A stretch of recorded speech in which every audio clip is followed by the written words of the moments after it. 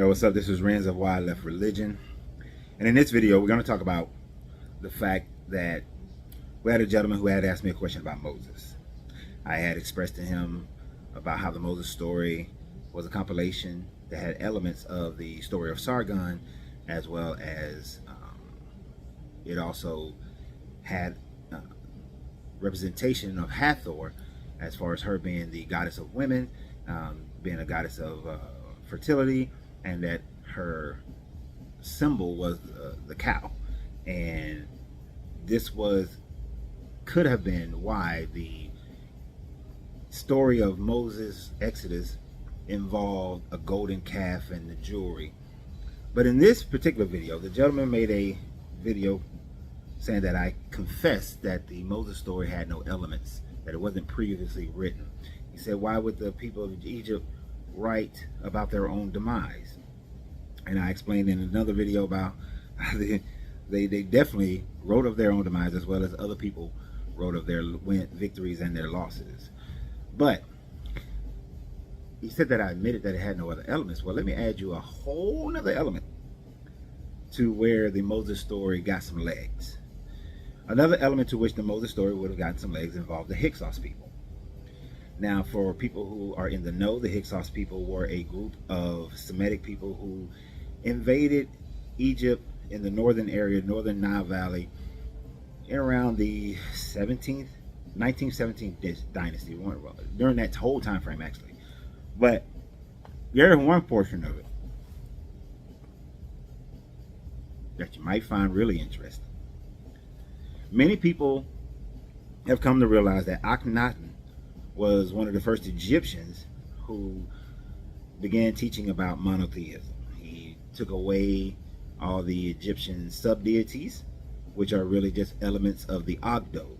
The Ogdode is the 4-in-1, but truly the 8-in-1 that created the cosmic egg, which manifested Ra in the matter plane. But the Ogdode, which I did a video about that a while back, with its 4 elements, is the one being, it's the one creative entity, then broken down into 4 aspects, and those 4 aspects each have a masculine and a feminine, and then the cosmic egg was produced, and Ra became the materialized form of the Ogdode on earth. That was the Egyptian story, part of the Egyptian creation story. Now, Akhenaten wanted Egypt to go back to just worshiping the primary. So he represented the primary by the Akhenaten, the sun. And by doing so, he introduced monotheism more directly into the Egyptian cosmos, so to speak. Now, after 17 years, Akhenaten was expelled or murdered. One of the two. It's up to archaeological debate, historical debate, as to whether or not he was expelled or murdered. And then we get Nefertiti and Tutankhamun. But in one of the stories of him being expelled, it's believed that he became a priest named Osirafis. Osirafis was expelled from Egypt into the northern Nile Valley with a group of lepers up in the land of the Hyksos. Now, in being with the Hyksos, he was expelled again from the Hyksos community with those group of lepers. When they left Egypt, they crossed the upper Nile Valley, which they crossed over marshlands. So they split the Red Sea. They split the Nile Valley. And these Hyksos are believed to be the founders of Jerusalem. So as you can see, when you, and by the way, it is believed that Osirafis changed his name to Moses, which can make sense. Why? Because what is Akhenaten? What was Akhenaten's birth name? Akhenaten's birth name was Thutmose the Fourth. 4th or 5th, but I believe it's the 4th. His birth name was Thutmose the Fourth. He later became Akhenaten to represent the Akhenaten, meaning the Akhenaten is with me. Upon being expelled, he changed his name to Osiris, with the lepers. After being with the lepers, he changed his name again to Moses, a derivative of Thutmose. They crossed the reeds of the Nile Valley, the northern Nile Valley, and the marshlands, splitting the Red Sea. And these Semitic Hyksos people, which irritated the hell out of Egypt, wasn't actually fully destroyed until, God dang it, I forgot the Egyptian pharaoh who expelled him. His name started with an A. I think it's like Ahmose the first or second, something like that. I'm probably getting that name wrong. Somebody can correct me. But they were expelled. They began they conquered Jerusalem by crossing the Levant into Jerusalem, which still was a vassal state of Egypt during that time. So even though you became the king, they took over Jerusalem, they were still a vassal state of Egypt, meaning that they left Egypt to still be in Egypt. They just left the actual land known as Egypt, Kemet, but became something else. Now, in his video, he also said that there are things that we can learn from this, that there are esoteric things we can learn from this. This is very true. This is very true. In most biblical stories, if you take them as allegories, then there are ways to apply them to your life, apply them to the governing of who you are. We can take the story of Akhenaten becoming Osiris, and then change his name to Moses, and then leaving and separating himself as an allegory to what we should do. If you stand on something, Akhenaten stood on the Akhenaten. If you stand on something, the belief in one God, the morality of that God, the morality that you are living by, then do so. You should never back down or allow someone to change what you believe. You should believe whatever you decide that you're going to believe. And then, if it means that you must leave, you must separate, you must go and join the people who are of like mind, then leave, separate, go join those people of like mind. And if it means you must remove yourself to an entire different area, regardless of the journey, you should remove yourself to that, which is something that I talk about as far as black people in America, as well as Africans, as well as people of color everywhere in the world. We have been oppressed by this European Western society. We've been oppressed by their religion of Christianity. We've been oppressed by the Arabic religion of Islam. There is absolutely no reason we should be fighting to hold on to these religions when we know that the true religion is within you. The true Godhead is within you. So yes, we should separate ourselves. We should be able to find our own land, become our own free people, govern ourselves. And as one gentleman asked, how can we, if they bomb Tulsa, what makes me think that they will not overthrow what we do? I do not think that they will not attempt to. Will they attempt it in the same way as Tulsa? No. Will they try to come in and bomb whatever city, state we take over in America? No. Will they try to do it politically? Yes. Will they try to do it economically? Yes. Could it possibly come to actual warfare as it did with the American Civil War and any other civil war that occurred in any time frame? Yes, that's a possibility. But it is for us to arm ourselves. It is for us to arm our mind so that we can fight these battles economically. We can fight these battles legally. We can fight these battles physically if need be.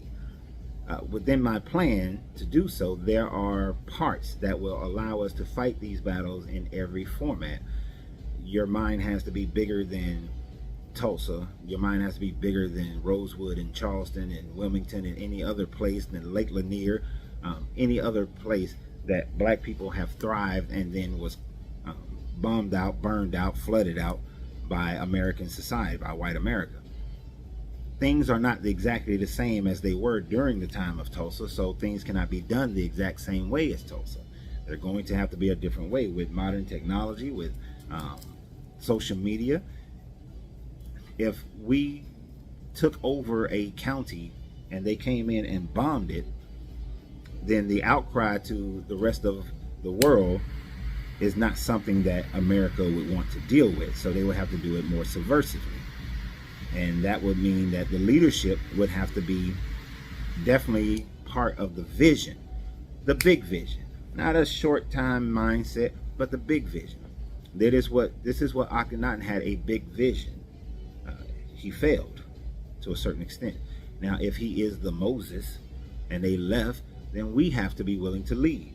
I know many people are going to talk about the fact that we're indigenous to America and why should we leave.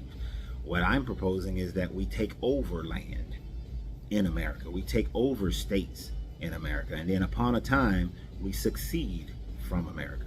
But we don't succeed without first building a military. We don't succeed without first building economic presence in the world. We don't succeed without having lines of trades and allies with free African nations who are developing themselves. We actually work with them to develop. We work with Black Caribbean areas, islands and states in South America, Central America, to develop our trade, to develop our political contacts, to develop our military alliances. We don't just think we can just have a bunch of rifles and shotguns and pistols and we can fight against armored vehicles and helicopters and seafaring vehicles. We don't do it that way. I spent too much time in the Marine Corps doing nation building, and I understand that certain things have to be in place, and it's all step by step by step. And as they try to infiltrate, we have to be on guard the whole time, the entire time. We are mindful of infiltrators who are both people of color as well as non-people of color. We have to be mindful of those people. Ensure that they don't gain leadership position. Ensure that they don't gain economic position. So there are steps to be put in place. Can I guarantee that it'll all work out the way I want it to? Of course I can't. And of course, it may not work out in its fullest. But if any land can be gained, whether it's a county or 2 or 3 or 5 or 10, 20, if it's a whole state, that Black people govern themselves within the confines of America, if just that alone is accomplished, then we know that as a Black person, you can come to that state and you can live without concern of being pulled over by police and being murdered, without the concern of going into a job and knowing that just because you're Black, you're going to be treated unfairly. You go into a courtroom and knowing that just because you're Black, you're not going to be treated unfairly, that you're truly going to be treated based on your offense and that alone, or based on your ability to lift a company, your ability to bring value to a company, to bring value to a neighborhood. Of course, there will still be crime. Crimes are always committed by those who look like the people that's having the crime, that looks like the victim. That goes as far as white people are concerned, Black people are concerned, Asian people are concerned, all people. Crimes are committed more against themselves by people who look like them than anybody else. So there will always be crime. Just as your Bible says that the poor will always be among us, so will the criminals. Poverty incites criminality. Greed incites criminality. You can never eliminate those two things as long as you live on this planet in mass. You can eliminate it within yourself, but not the masses. There will always be those who do not think on a higher plane of consciousness than the rest of us. There will always be those. We have to be mindful of them. Things have to be put in place for them as well. So, can we learn from these stories? Of course we can learn from these stories. Are these stories factual? No, they're not factual. They're based on something. There is some level of basis for every story that is told. And this is what we have to come into an understanding. This is why this movement cannot be led by a religion. Because if you force the religion to lead it, then you have failed. There's a young man on TikTok, Instagram, and I don't know where else he is. I'm assuming he's on all social media platforms. They are talking about a area developing, that they have an area, they're developing an area that is good for Black people, free for Black people. But unfortunately, it is religious based.